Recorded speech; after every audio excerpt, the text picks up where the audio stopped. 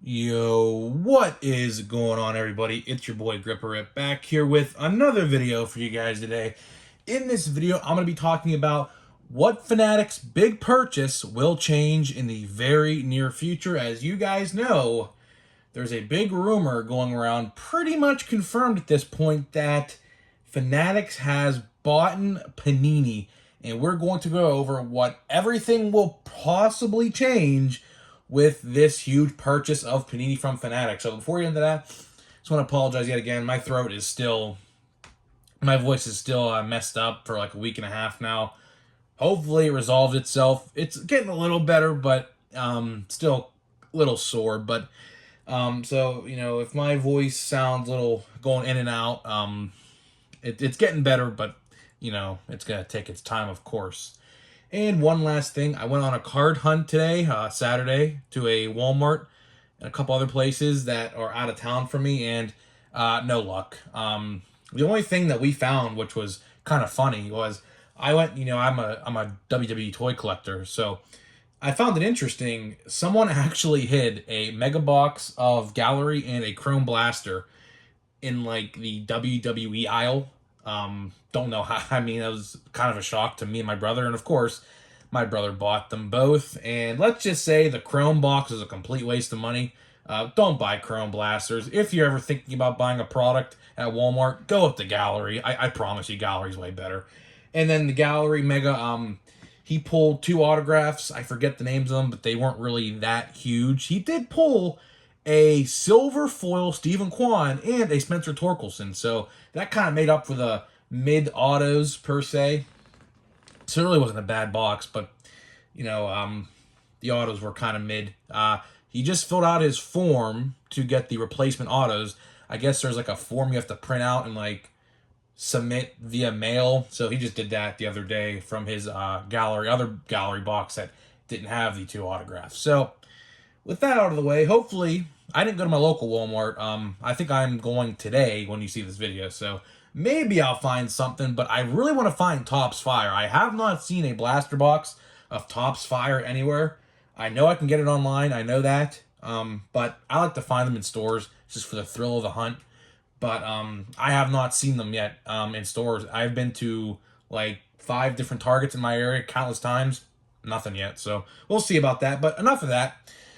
Let's talk about Fanatics' big purchase, which is reportedly confirmed. There's supposed to be, I guess, an announcement in the very near future. I think this week, possibly next. All I know is it's pretty soon. Apparently, they bought Panini, but they're keeping it under wraps for now for some reason. Don't know what they're waiting for. It's been leaked now for probably a couple weeks. I think about 3 weeks now, maybe a month. I don't know what they're waiting for. Maybe to get official confirmation that they actually went through with the purchase, maybe.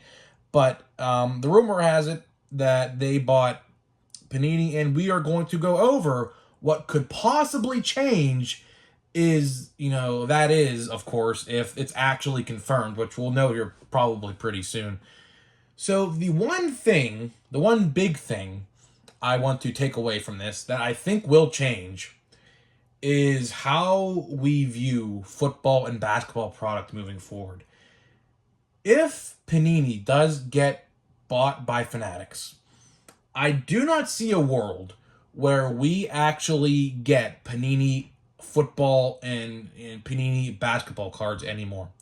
If the licensing goes over to Fanatics, which rumor has it it's going to, because the license comes, if the company gets bought, so does the licensing, right? So rumor has it, and if the licensing goes to Panini, or I should say Fanatics, it's really hard to see how Panini would keep making like Prism, Optic, things like that. The biggest thing to take away from all this is if they do get Panini, I think Topps will make football and basketball product. Which, honestly, if you're a football collector, that isn't a bad thing, right? My brother brought up a great point to me last weekend. It's hard to say though, because like football hobby boxes right now are like $800 to $1,000, like $800 to $1,000 a piece and everything like that. So, like, hypothetically, let's say a box of, I don't know, NFL Heritage, since I see Heritage, I'm looking right at it. It would hard to be, it would be really hard to think that they would actually make hobby boxes of football cards like $100, considering the fact that they're like in the thousands, some of them, depending on the product. Like, let's say NFL Chrome, which would be the, Topps Chrome variant of football. It would be hard to see. I mean, well, Topps Chrome anyways is $800 a jumbo box anyways. So, I would imagine the NFL and NBA Chrome stuff would probably sell pretty well because let's face it, NFL cards and NBA cards are probably more successful in terms of sales than baseball cards. Let's just be real now. I hate to admit that, but that's unfortunately how it is. So that's like the biggest takeaway I could see from this is if they do go through with the transaction, I don't see Panini making any cards no more. Like, so like the days of like Panini Prism, Optic, I don't even know the rest. Chronicles, I think, is one of them. I don't Elite Extra Edition. I think I just saw on the shelf last week with Aaron Rodgers on it. Right, those aren't going to exist no more. And as a baseball collector, I'm happy for football and basketball collectors because I think this will make football and basketball collecting a lot easier. As you guys know, anytime there's a new football product on the shelf, you guys can all pretty much attest to this because I know it happens everywhere, even in my area. It gets wiped out really quickly. Ever since the event of 2020, football cards and basketball cards, well, baseball cards to an extent, but that thankfully has, faded away a little bit. But football and basketball cards have been really, really hard to find since the, event of 2020. And luckily, with this transaction, hopefully, that's why I'm hoping it goes through. I think Fanatics will just say, you know what, we're giving these licenses over to Topps. Panini, you could merge with Topps, and then we're going to slap a big Topps logo on your company building. There you go. That's probably what's going to happen. I hope actually that's what happens. Another thing is the WWE. I don't know if you guys cared about this or not, but the WWE license is now with Panini, but luckily in a few years it's going back to Topps, which I'm really excited for because the hobby boxes for WWE products, which I typically would have bought under Topps, are really expensive under Panini. Like a Topps Chrome WWE box was like $100, and the Panini Prism, which is pretty much the equivalent of Chrome, pretty much, is like $600, which is ridiculous. And you get 2 autographs in the same box, so it's ridiculous. But those are some things we should look out for when Panini inevitably does go away, because if they do get purchased, it's hard to believe that they would stick around. I don't see it. Fanatics will just, have them merge with Topps in some way, so that way they could all work together under the same building. Now, it can be that maybe,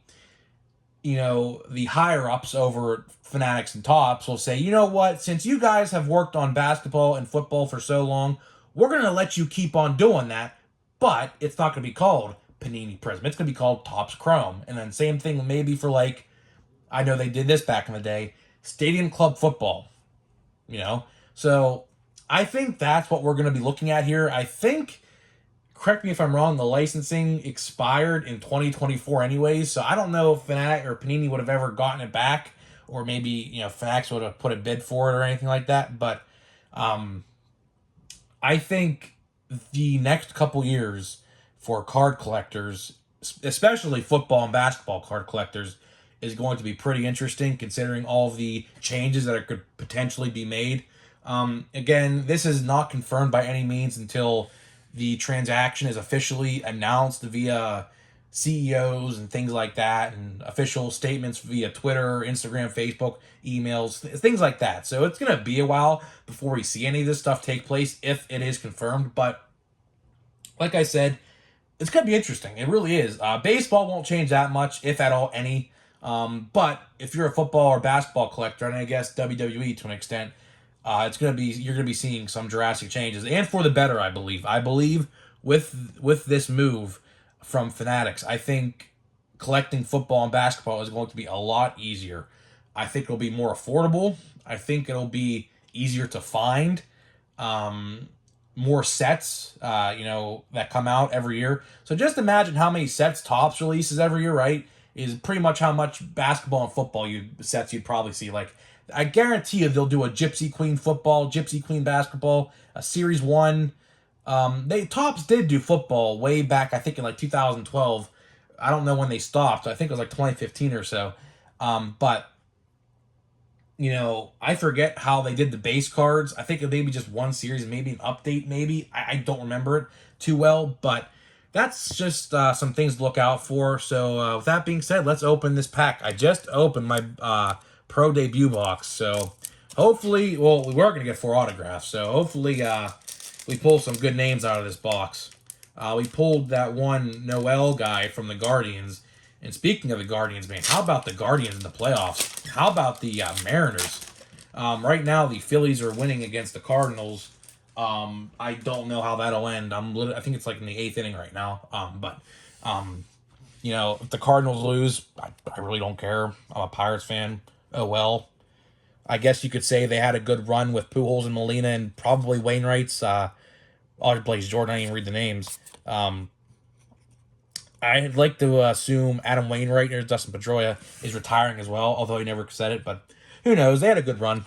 They had a good run. And it's time for a new generation over there in St. Louis. There's Ellie De La Cruz, Nolan Jones, and Luis Rodriguez. So not a bad pack. There's some notable names in there. No autos. I didn't expect one out of the first pack. So guys, let me know what changes you expect to happen with the whole Panini and Fanatics merger, presumably going to be announced here relatively soon. I'm interested to see what you guys have to think and what could possibly change. And I will see you guys in the next one.